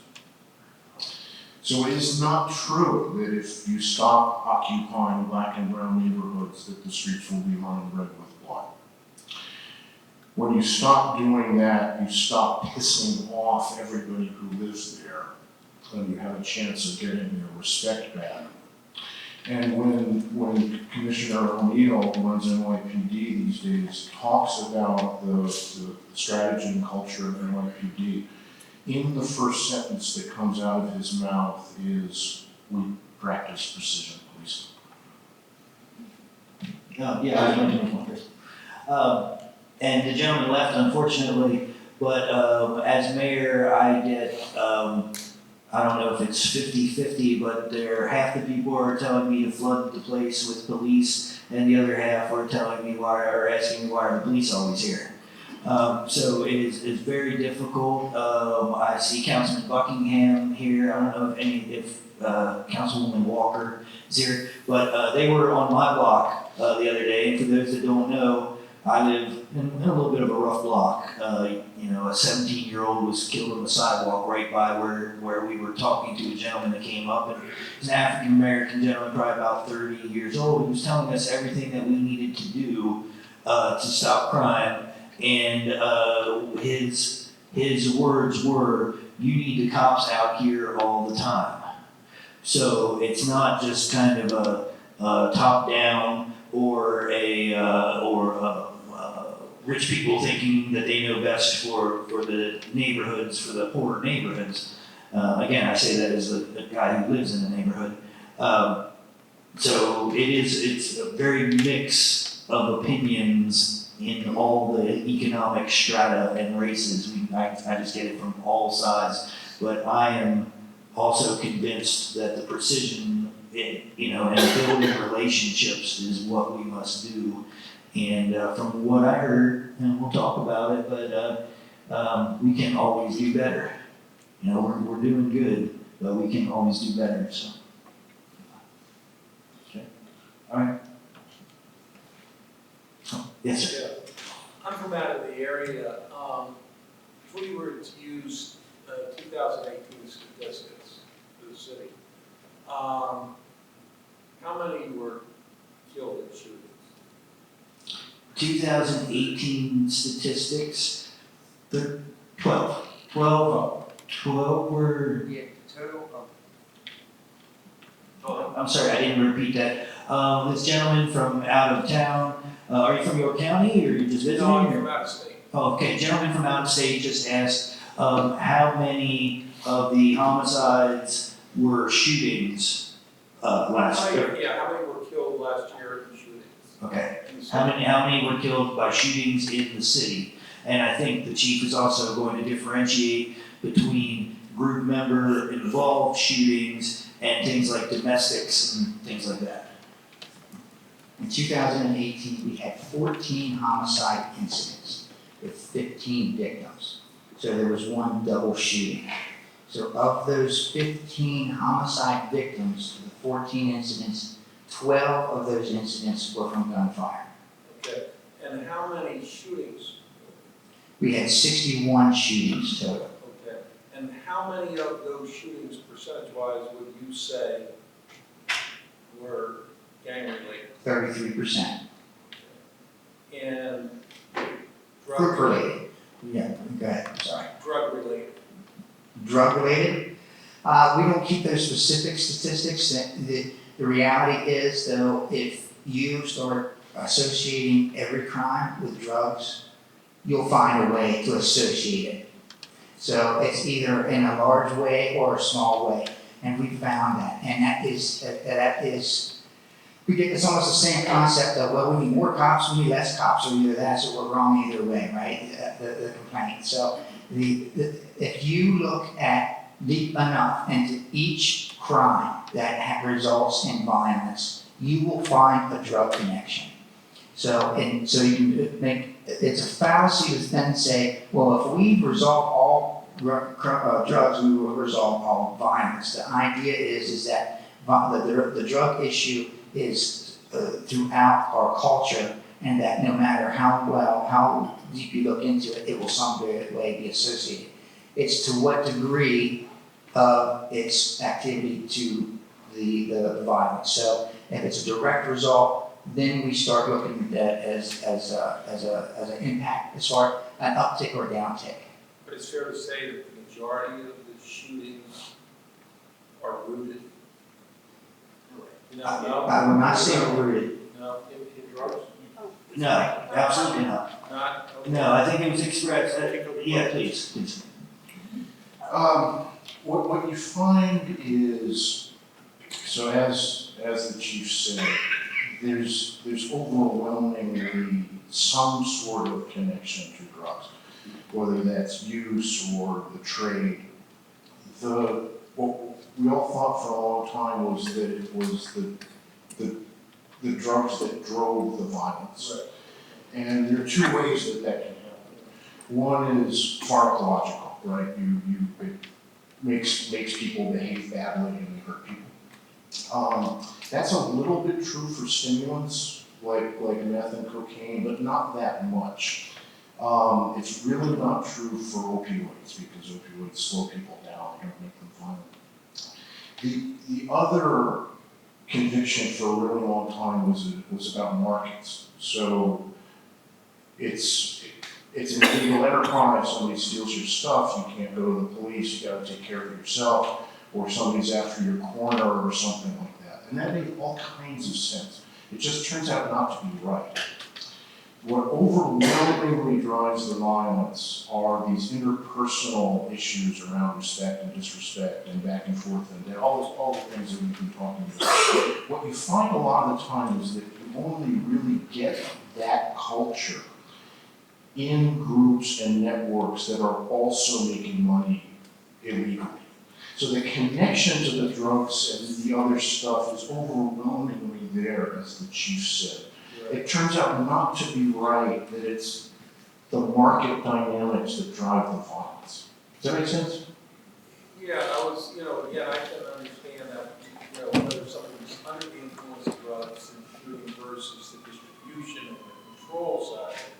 One last question, and it is, again, related. When I think of gangs, I think of distribution, I think, whether they're using or not using, but it's, money's involved, as well as respect. 2018, how many in the city died because of the overdose? Can I answer that? Sure, ma'am. I would say that there are many, I'm the coroner, by the way. Let me repeat the question. I don't know if I understand. I'm sorry, Pam. So you're asking how many in 2018 had died in the city of York, and probably the county, Pam has that as well, for overdoses? Yeah, I don't have it split up city per county, but it's usually about 60% die in the rural and suburban areas of drug overdoses and about 40% in the city. And actually the majority of those are white Caucasians who come into the city to purchase their drugs. We have a very small minority of minorities who die from drug overdoses in this county. And what was the count for the numbers? Hold on, let me repeat that because there's folks out there. What our coroner Pam had said was that it's approximately 60% of overdose deaths are in the county, 40% in the city, but predominantly those in the city are Caucasians that have come into the city. I'm going to throw out there a combination of to get drugs and do drugs in the city, or also in some of the houses that they come into. But the overdose problem in York County is predominantly a Caucasian problem, while the gun violence problem is predominantly African American and Latino shooters and victims. And the numbers associated with those percentages, if we were to look at 12, that's the city, right? The number of, again, drug overdoses related to the city. Numbers, not percentages. Ma'am, I don't have that right off the top of my head, I so don't know how many. have well over. So, in New York right now, I think the last finding was that in Staten Island, for example, which is a largely white community that's been hit really hard by the opioid epidemic, I believe I'm remembering, so I know that the opioid death count, the overdose death count is way higher than the homicide count. My recollection is that it's about 5 to 1 right now. I'm not sure about that. I'm absolutely Overdose to homicide, yes. Okay, all right. I want to follow up also a little bit, and I'm going to say, we had, I believe, and I'm not the prosecutor or the chief, so I'm just going to say what I hear because I hear the street talk. But at least 4 of the 12 victims were somehow involved in a potential robbery of a drug dealer. Or someone with drugs. Is that drug related? I don't think so. I think that's a robbery. It had nothing to do with the drugs. The same people could have been robbing them for $100. So that's robbery related. When I think of drug related, I think you're talking about territory, as David said, talking about territory. I can think of one that might have. Again, I hear a lot of stuff So I can think of one that might have had to do with somebody trying to take somebody else out because it was gang related. And that could have put them in a position of power. But almost everything is, you got my ex-girlfriend pregnant. Now somebody's dead at a family event, yeah, it's that kind of stuff. It is disrespect, it is over women, it is over feelings. Very little of it has anything to do with what a lot of people traditionally say, that it's drug related or even gang related. That's why they don't use the word gang, because it's little groups of people, and those groups change just like cliques in school. Sometimes it's not, in most cases, it's not like you're tattooed for life anymore among these groups. It's people switching up from month to month or year to year. I know we're probably getting to our time, but there are a couple more questions. Pastor Walter. Good evening, everyone. Before I ask my question, I want to make sure I didn't see your hand go up. Yeah, I thought there was another hand over here. Did you have one? Remark that I had heard the word drugs all evening and asked about it, but you just answered the question. Okay. Thank you. Thank you. Good evening. We're one of the board members that work with Chief and the Mayor at Shallow Baptist Church. We're part of the Community Street Soldiers, and we've been walking the streets. We started up last week. And some of the things that we're hearing that we try to address is social media. A lot of the beef is now connected to social media, whether it's Instagram, Facebook, other outlets. What advice, Dr. Kennedy, could you give us as having boots on the ground to trying to intervene and interject the message of GVI to the community when there's ongoing issues by the use of social media? So the first thing I would really, really strongly encourage you to do is not to worry about it too much. I'm sorry, the question was these group dynamics and the retaliation and such that we've been talking about are now playing out on social media. They're being driven by social media, and so what ought we to do? Is that close enough? Yeah. Okay. So I'm going to get more practical in a minute, but honestly, the first thing I'm saying to everybody about this is don't panic.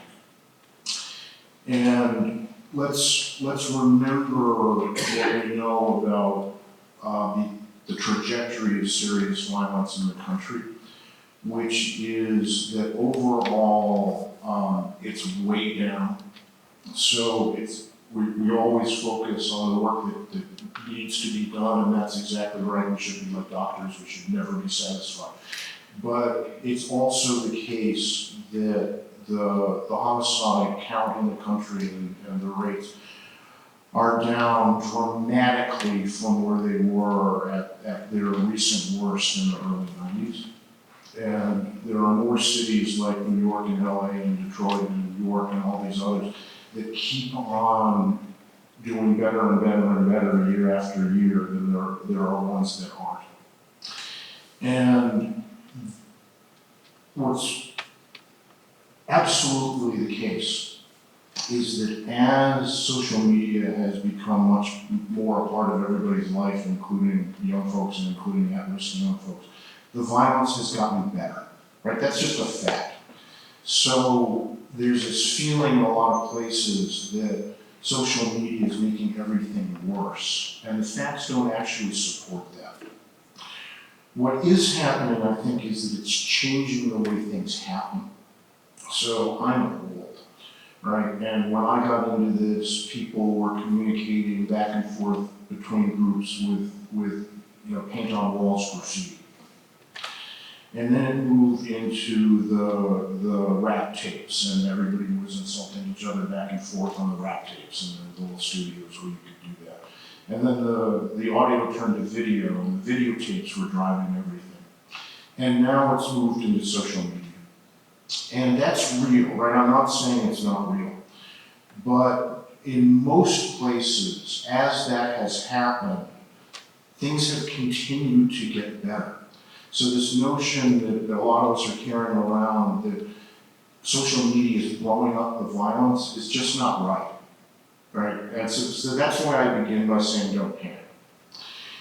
I think it gives us opportunities because I still remember when the only way you could tell what was going on out there was to be out there and have your eyes on the corners and be physically present and know people by name and have that kind of seasoning. Now you can sit at your desk and watch what's going on, right, if you know how to look. So we ought to have much better insight into what's happening at a lower cost and more professionally than it was when you had to be 15 years on the job to know what was going on. And then what we're seeing is that there are ways of, when you track what's going on, to do the kind of intervention that you've been hearing about. You can do the custom notifications, you can do the home visits, you can find the guy's grandmother, you can send a credible messenger out to the kid and say, take that post down, it's gonna get somebody killed. And I can steer you to some people who've been operationalizing all of that because that's very real. And I think it's got a lot of potential. But I go back to where I started, which is, it's not as bad as it seems. Everybody still looks attentive. It is 10 after 9. One more question?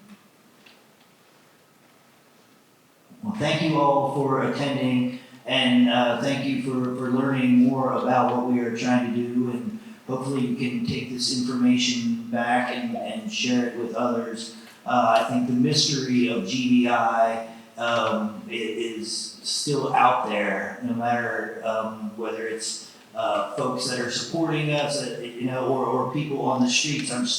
I run into young folks. Actually, I didn't tell you this, I ran into the brother of one of our most wanted, and he's, you can have brothers that one of them's going wrong and the other one, and he's doing right. Isn't that the oldest story in the world, right? Pastor? But he asked me, he was like, explain this to me, because I heard, you guys are coming down on my brother, you're coming down on my brother. And I said, no, we brought your brother in to explain to him all the opportunities that we had for him. Here's all the things that we offered him, but he wouldn't accept it. And so we had to do what we had to do, and while we were talking, he found out also that his brother had been lying to him about some involvement in things that I knew personally, because I had been talking with this guy. So just by having these little conversations, it spreads the word and the knowledge, and it builds the relationship. So I hope you will continue to help us get the message out there. And contact us if you have any questions. Contact Pastor Jim if you want to participate. And thank you, David Kennedy, for joining us.